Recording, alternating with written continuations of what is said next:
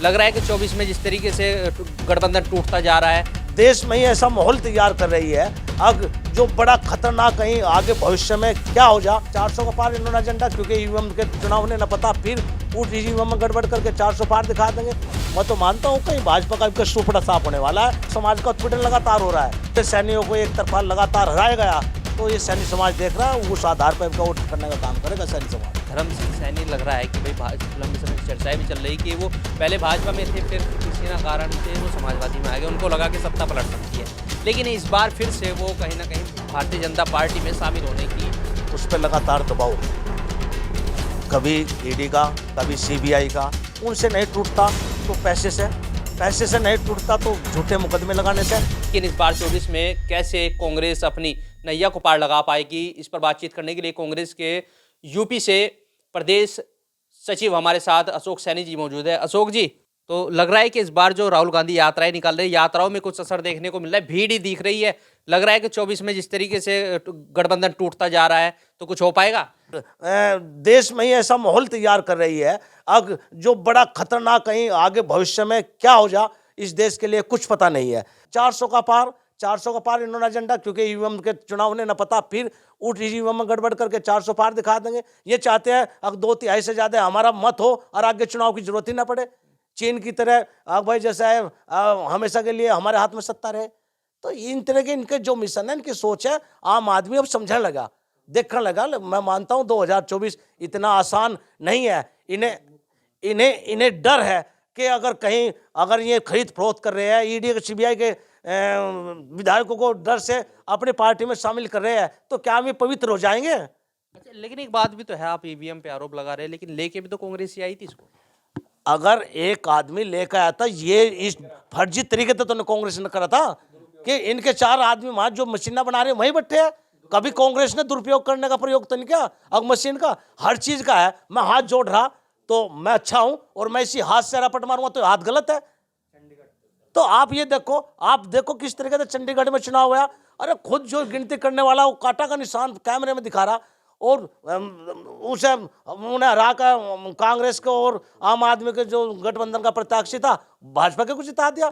इस एक आरोप ये भी था कि जब ईवीएम कांग्रेस लेके आई थी तो 10 साल पर सहमति बनी थी भाजपा से कि भाई 10 साल हमने चुनाव लड़ लिया, अब 10 साल आप लड़ो और आप राज करो।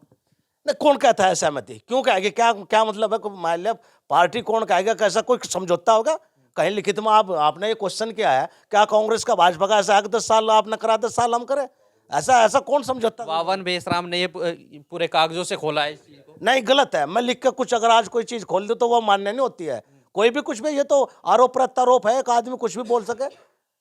तब तक तथ्य बिल्कुल सामने ना हो, प्रदर्शित ना हो, तो उन्हें कैसे मान लेगा? मैं तो नहीं मानता इन चीजों को। चलो ठीक है, आप नहीं मानते, लेकिन अगर चंडीगढ़ की बात करें, चंडीगढ़ में अब आम आदमी पार्टी का मेयर बन गया है, अब भाजपा को कहीं ना कहीं वहां मुंह की खानी पड़ी है।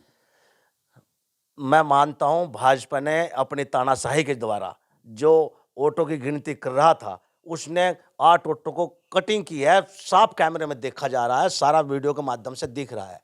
लेकिन हमारी न्यायपालिका अभी जिंदी है, हम न्यायपालिका पर भरोसा करते हैं। आज न्यायपालिका में मामला पहुंचा है और मुझे उम्मीद है दूध का दूध और पानी का पानी निश्चित रूप से होगा। देखो, ये न्याय यात्रा है, आप इसे देखिए। राहुल गांधी जी न्याय यात्रा, लोगों की आवाज़ उठा रहे हैं, युवाओं की, किसानों की, महिलाओं की और मजदूरों की, और सब जो जातीय समीकरण है, सबको अधिकार मिले। मैं तो मानता हूं कहीं भाजपा का इनका सुपड़ा साफ होने वाला है। उन्हें डर है, इसी वजह से वो कभी लोकदल को प्रत्याशी को खरीदने का काम करता है, कभी सपा के खरीदने का काम करते हैं, और कभी कांग्रेस का तोड़ने का काम करते हैं। तो उन्हें डर लग रहा है कहीं हमारी पार्टी हार ना जाए, जो हमने आज भ्रष्टाचारी घपला किया वो खुल ना जाए, तो वो डर लग रहा है, इस वजह से वे इतना कर रहे हैं। अच्छा, जो सैनी समाज के लोग उधर भाग रहे हैं, वो क्या चल रहा है?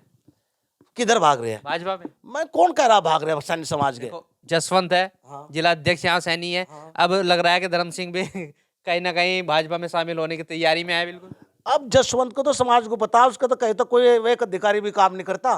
कितने लोग मामला यहाँ उत्पीड़न हो रहे, हम जगह जगह की बात आओ जा हमारे आगे, तो कहाँ मान लिया? अगर कोई काम होता हो तो निश्चित रूप से मैं मानता हूँ अब चलता समाज, आज समाज का उत्पीड़न लगातार हो रहा है। जगह जगह कहीं ना कहीं मामले हमारे पास आते हैं, हम लोगों के बीच में जाते हैं। सामाजिक संगठन लोगों के जो दुख दर्द है उन्हें कहीं ना कहीं उनके काम करवाने का काम कर रहे हैं, और सामाजिक संगठन सब समझ रहे हैं। आज जिले में करीब 20 मीटिंग हो चुकी है अब तक जिले में लगातार। हमें वोट को देखना है भाई, कहाँ करना है, कैसा करना है, और ये बहुत कुछ इस पर केंद्रित है। और मैं बता दूंगा, समय आने पर अगर टिकटों में कहीं हिसाब से ना दिए गए तो, और या जिस तरीके से पीछे विधानसभा में पूरे सैनिकों को एक तरफा लगातार हराया गया, तो ये सैनिक समाज देख रहा है, उस आधार पर वोट करने का काम करेगा सैनिक समाज। अच्छा, एक छोटी सी बात आपसे कि धर्म सिंह सैनी लग रहा है कि भाई लंबे समय से चर्चाएं भी चल रही कि वो पहले भाजपा में थे, फिर किसी ना कारण से वो समाजवादी में आ गए, उनको लगा कि सत्ता पलट सकती है, लेकिन इस बार फिर से वो कहीं ना कहीं भारतीय जनता पार्टी में शामिल होने की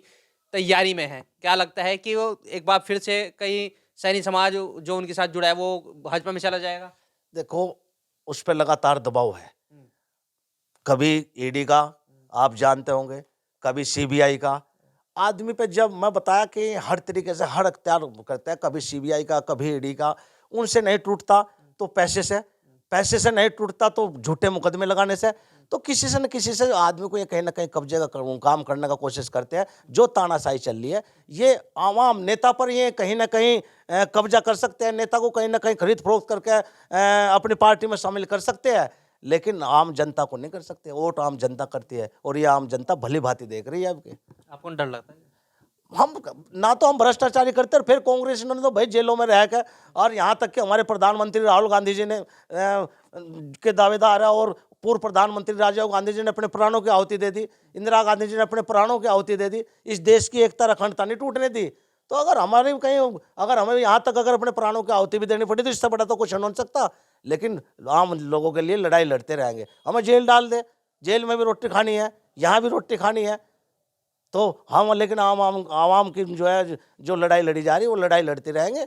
और जिस तरीके से राहुल गांधी सड़कों पे आज जनता के बीच में रह के लड़ाई लड़ने का काम कर रहे हैं, कांग्रेस का कार्यकर्ता भी और हम भी आम जनता के बीच में लगातार जाने का काम कर रहे हैं, और उन्हें जिस तरीके से आज भाजपा काम कर रही है उसके कुचक्र को बताने का काम कर रहे हैं कि किसानों की क्या हालत है, आज बेरोजगारों की क्या हालत है, महंगाई आज कहाँ पहुँच गई, गैस का जो योजना चलाई थी, बहन जी प्रधान जी कहते थे मेरी बहनें बहुत धुआं निकलता है, आज उनके घरों में सिलेंडर धरे हुए, 1000 रुपये का जब भरन जा तो वो नहीं भरता, एक मजदूर कैसे भरेगा। तो आज सब जनता देख रही है कि क्या हालत देश की होगी, और ये भी समझ रही है अगर 2024 में गलती से इनकी सरकार आएगी तो आने वाला भविष्य देश का बहुत अंधकार में होगा। देखिए, ये थे हमारे साथ कांग्रेस के प्रदेश सचिव अशोक सैनी जी।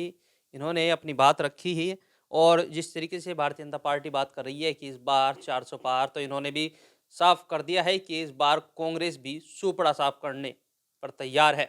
लेकिन वक्त बताएगा इस बार 2024 में उस गद्दी पर पीएम मोदी विराजमान होंगे या फिर राहुल गांधी।